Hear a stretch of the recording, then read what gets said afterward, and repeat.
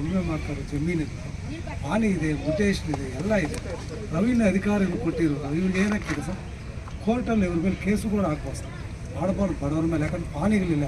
ಇವಾಗ ಇವ್ರು ಏನೇ ಇದ್ರೂ ಬರೀಬೋದು ಅಷ್ಟೇ, ಸರ್ಕಾರಕ್ಕೆ ಬರೀಬೋದು ಹಿಂಗಿದೆ ನಮ್ಗೆ ಸಂಬಂಧಪಟ್ಟಿದೆ.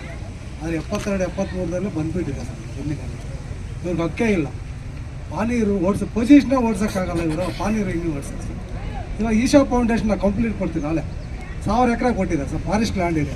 ಆ ಈಶಾ ಫೌಂಡೇಶನ್ ತೆಗೀರಿ ಸರ್, ಅವ್ರು ಇದೆ ಸರ್, ಅವ್ರಿಗೆ ಆ ತಾಕತ್ತಿದೆ, ಅವ್ರಿಗೆ ತೆಗಲಿ. ಇವಾಗ ಈಶಾ ಫೌಂಡೇಶನ್ ಬೇಡ, ನಾವೊಂದು ಮನವಿ ಕೊಡ್ತೀವಿ.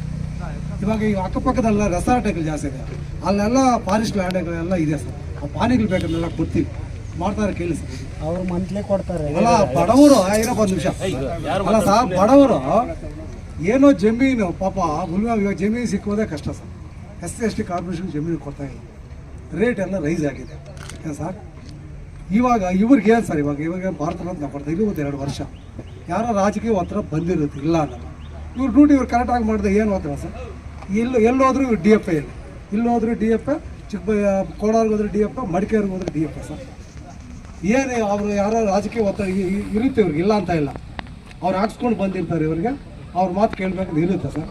ಅಲ್ಲ ದಯವಿಟ್ಟು ನಾನು ಇಷ್ಟೇ ಸಹ ಹೇಳೋದು, ಅಲ್ಲ ಇಲ್ಲಿ ಸರ್, ಇವಾಗ ಈಶಾ ಫೌಂಡೇಶನ್ ಇವಾಗ ಮಾಡಲಿ ಸರ್, ಸರ್ವೆ ಮಾಡಿಸಿ.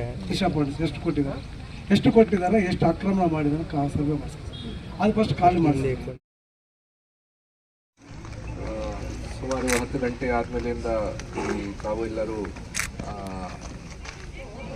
ಮೆರವಣಿಗೆ ಮಾಡಿಕೊಂಡು ಇಲ್ಲಿ ಇವತ್ತು ಜಿಲ್ಲಾ ಅರಣ್ಯ ಇಲಾಖೆ ಆಫೀಸ್ಗೆ ಬಂದಿದ್ದೀರಿ. ಮತ್ತು ಈ ವಿಚಾರ ಬಗ್ಗೆ ಮೊದಲೇ ಕೂಡ ತಾವು DFO ಸಾಹೇಬ್ರ ಜೊತೆ ಮಾತಾಡಿ ಅವ್ರ ಗಮನಕ್ಕೆ ಹೇಳಿದ್ದೀರಿ. ಸೊ ಇವತ್ತು ಸುಮಾರು ಜನ ಹೆಚ್ಚಿನ ಸಂಖ್ಯೆಯಲ್ಲಿ ಇಲ್ಲಿ ಈ ಅರಣ್ಯ ಇಲಾಖೆ ಆಫೀಸಲ್ಲಿ ಹತ್ರ ಸೇರಿದ್ದಾರೆ ಜನ.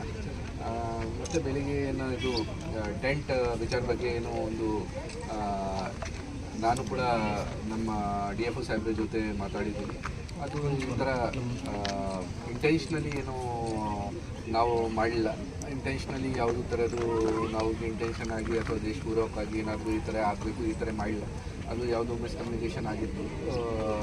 ಲೋಕಲ್ ಅಂದರೆ ನಮ್ಮ ಜೂನಿಯರ್ ಸ್ಟಾಫಿಂದ ಯಾವುದು ಏನು ಮಾರ್ಕ್ ವಿಚಾರ ಬಗ್ಗೆ ಏನು ಮಿಸ್ಕಮ್ಯುನಿಕೇಷನ್ ಆಗಿ ಅದು ರಿಮೂವ್ ಆಗಿತ್ತು. ಆಮೇಲೆ ಅವರ ಗಮನಕ್ಕೆ ಯಾವಾಗ ಹೋಗಿದೆ ಮತ್ತು ಪೊಲೀಸ್ ಇಲಾಖೆದವರು ಕೂಡ ಮಾತಾಡಿದ್ದಾರೆ. ಆಮೇಲೆ ನಮ್ಮ ಅಡಿಷನಲ್ ಎಸ್ ಪಿ ಕೂಡ ಇಲ್ಲಿ ಬೆಳಿಗ್ಗೆಯಿಂದ ಬಂದು ಅವ್ರ ಜೊತೆ ಡಿಸ್ಕಸ್ ಮಾಡಿದ್ದಾರೆ.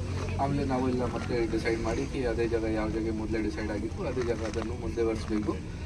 ಸ್ವಲ್ಪ ಅದನ್ನು ಹಿಂದೆ ಹಾಕಿದ್ದಾರೆ. ಮತ್ತು ಏನು ಮಿಸ್ಕಮ್ಯುನಿಕೇಷನ್ ಆಗಿತ್ತು ಆ ವಿಚಾರ ಬಗ್ಗೆ ಡಿಸ್ಕಸ್ ಮಾಡಿ ಈಗ ನಮ್ಮ ಜೊತೆ DFO ಸಾಹೇಬರು ಕೂಡ ಬಂದಿದ್ದಾರೆ. ಮತ್ತು ತಾವೆಲ್ಲರೂ ಯಾವ ವಿಷಯ ಅವರಿಗೆ ಯಾವ ವಿಷಯ ಬಗ್ಗೆ ಈ ಹೋರಾಟ ಆಗ್ತಾ ಇದೆ ಆ ವಿಷಯ ಬಗ್ಗೆ ಕೂಡ ನಮ್ಮ ಡಿಸ್ಕಷನ್ ಆಯಿತು. ಈಗ ಈ ವಿಚಾರ ಬಗ್ಗೆ ಇನ್ನು ಮುಂದೆ ನಮ್ಮ DFO ಸಾಹೇಬರು ತಮ್ಮೆಲ್ಲರ ಜೊತೆ ಮಾತಾಡ್ತಾರೆ.